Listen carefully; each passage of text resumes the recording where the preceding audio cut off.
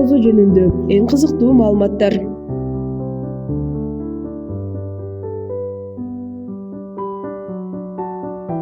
Орозо ислам календарынын 9 айына туура келет.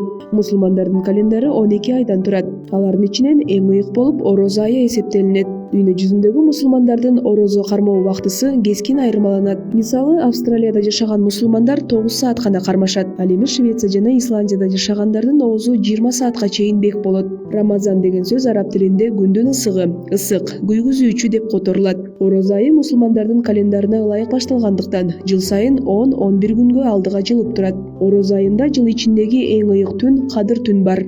Ушул түнү Курандын алгачкы аяттары түшкөн деп эсептелинет.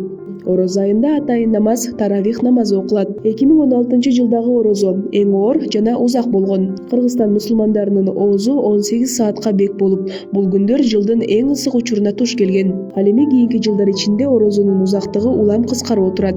Экономисттердин эсептөөсүнө ылайык, орозо айы экономикага өз таасирин тийгизет. Эгер ооздун бек болуп турган убактысы 1 саатка кыскарса, өлкө ичиндеги экономикалык өсүүнүн темпи 0,6-0,9% көтөрүлөт экен.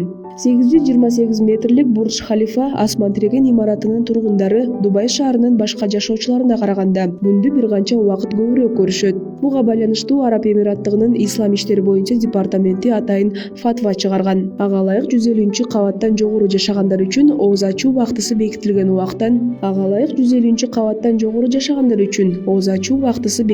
убакыттан, убакыттан 3 мүнөткө кеч. Айрым өлкөлөрдө орозону кармабай коюу мыйзам бузгандык болуп саналат. Атайы орозо кармабагандар айып пул төлөп, коомдук иштерди аткаруу жазасына тартылат.